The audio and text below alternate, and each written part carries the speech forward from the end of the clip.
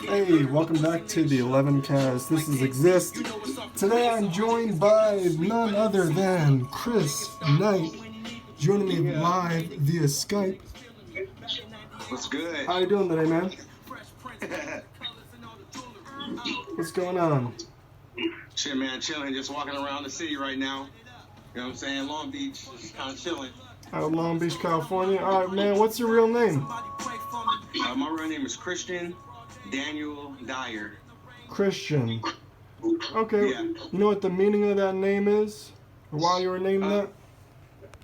So, Christian means the anointed one. Okay. And Daniel means God is my judge. That's my name too, man. I know, man. That's what I'm saying. Hey, apparently our parents, at one point, great minds thought alike. Yeah. There's not that many Daniels out there. It's not. It's really not.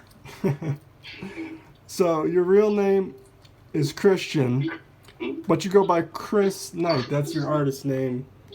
Yeah, Chris Night is my artist name. Basically, kind of like the reason why I picked Chris Night as a name is more like I didn't want to have a persona that wasn't me, but at the same time, in the music situation, it's like you cannot really truly be who you are. You have to have your own kind of like persona in a way. So it was like kind of like how Kendrick Lamar, his name is his persona. It was like Chris Night is still my name. I just spelled it differently because it is me, but it's a piece of me, you know, because you can't just give everybody everything, you know?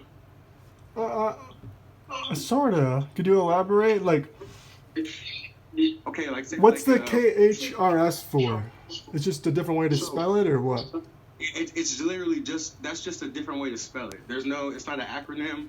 Doesn't stand for anything. It just okay. It just spells Chris in that way. You know, I just thought that I just was thinking for a way because my name was going to be Christian Night, but I was like, I like Chris better. It's a little shorter.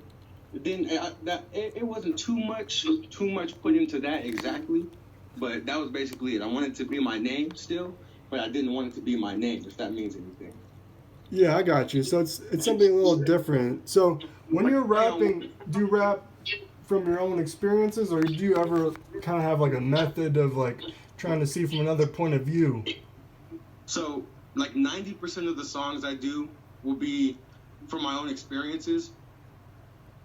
And the small 10% might be from, like you said, like someone else's like perspective, or maybe someone told me a story and I got inspiration from that story, so I'll make a song out of that. But for the most part, all of my songs are pretty much about what I've done. Okay. So I've been looking at this song you got here on YouTube. Looks like you put it out in July. It's called Mafia. It's got a real throwback sound to it. What's this song all about? What are your inspirations, musically? So honestly, like even though I'm from the West Coast, I always like East Coast music. So for me, doing that, it was kind of like I fuck with Wu-Tang heavy. You know what I mean? Like I fuck with like people like 50 Cent. Like niggas don't get 50 Cent is crazy. Man, that's gotta be easy because life is hard. It'll leave you physically, mentally, and emotionally scarred, man. Exactly. Old Facts. 50. You know what I mean? Like, facts. And so it's like, I just felt like, I feel like it's at the time where a lot of people have been trying to bring back the hip hop, and it's just like, you know what? Like, I feel them, but at the same time, I feel like you can't bring it back if you don't have inspiration from it. So I felt like nobody was really pulling inspiration from the old people, you know what I'm saying? Not the old people, but like the people who started. Legends. Exactly, because it's like a good idea is always going to be a good idea if it's a good idea. Like the legends aren't legends because they make bad choices. So it was like, why would I not want to take inspiration from the greats? Right, and I feel like there's been a lot of slapback or lashback or backlash for these new artists that are popping off that don't pay homage or like respect these classic people who laid the groundwork for rap, Like if people don't know about Tupac, they're like, oh, this guy's stupid. He just mumbles, And it's like, you know what? It's like I was actually talking to the homie about that yesterday. He was basically, I was telling him, like, you know what? Pretty soon, like, because niggas be fucking to Miguel. Like, Miguel gets the pussy wet. So, and pretty soon, they're going to be looking at Miguel like the Isley brothers. You know what I'm saying? Like, and it's kind of crazy, but it's not their fault that they don't know. You know, because I remember when I was younger, for some, I don't have any beef or I don't feel no type of way, but old Jay-Z songs, I just didn't like them. Oh, really? Fuck with them. I didn't appreciate Jay-Z till I got older. You know, I actually like old Jay-Z more than new Jay-Z, but yeah, Jay-Z is a legend in his own right. He's a living legend.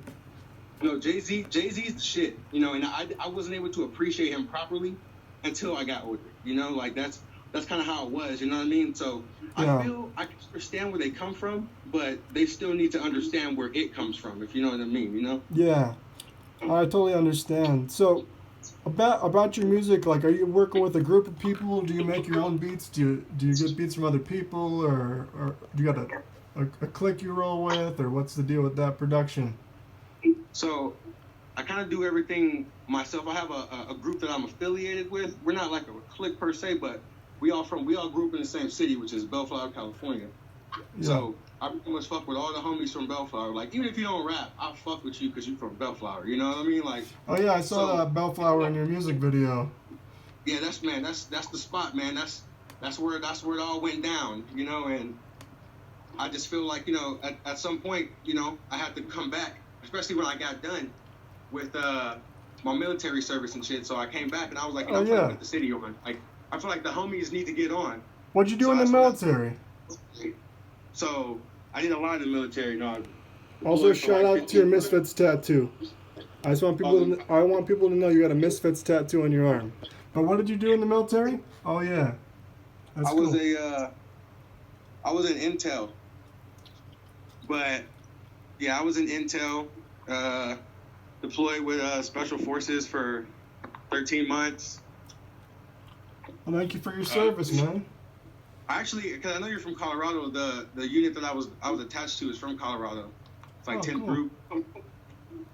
So it was, you know, I did my little thing. I got my little schooling, got my little money up, and you know, because for me, doing that situation, it was a long story of why and how that had to go down. Yeah. But you know, I had to stay alive. Did you think that was an overall character developing type of situation? Do you look at that as something that was a positive move for your life, or you know what? Did it influence your art? Now, the thing that helps with art is money. So, I mean, definitely with money, it definitely helped out. But for my mental stability, for like studio time or whatever. Yeah, you know, like actually getting it done. You know, like I have that kind of helps out. But my mental stability, that's a whole nother story. You know what I mean? Like paranoia and PTSD and stuff. Yeah, when let's go hold here. Oh, we're back. We're back.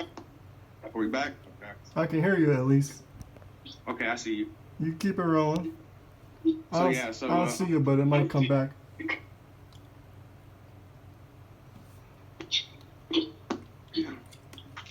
Here, let me call you back real quick. Oh, never mind, you're good. Okay.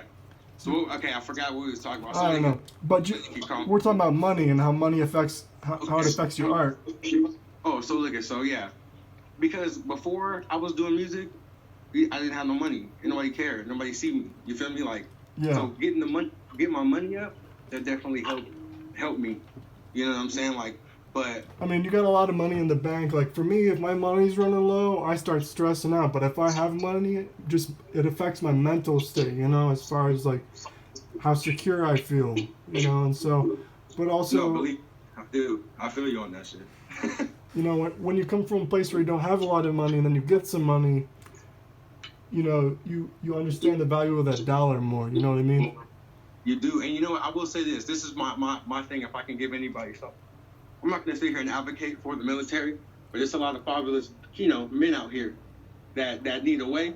And I'm not going to front, like, I was the same way. And being in the military helped me man the fuck up. You know what I'm saying? I learned how to drive a stick in the military. Like, you know what I'm saying? Because ain't nobody taught me how to drive a stick. So I got mad love for the military, but I will say that, like, you know, my whole mental situation is not the best as it could be, and I'm working on it. So does your music help you with, you know, getting out your emotions and whatnot, or is that sort of your You know outlet? what? My music is a good hindsight thing because I always tell people around me when I make it, like, I don't know how I do it. I just kind of do it. You know, I just write some shit and it just comes through to my head. But I'll write some shit and I'll hear a song like a month later and I'll be like, damn, I was really going through some shit. Like, I won't notice it I won't notice it while I was fucking like recording the song. But yeah, that shit is therapeutic. It helps me figure out my own feelings and situation because sometimes I don't even know myself. You feel me? Yeah. Okay, we only got about less than a minute left here. What are things outside of your artwork that you enjoy doing in life? What are the things that make you happy? I like working out. I like fucking. I like smoking weed. Those are really the three things that I really need in my life. Those are solid picks. I've heard those from a couple of our previous guests here. Anything else you want to say before we go? We got 11 seconds. Hey, if you're feeling alone, man, I love you. You feel All me? right, man. I got you. Thank you for your time, KHRIS Night. Look him up, everybody. Time waits for no one. 11 cast. Out.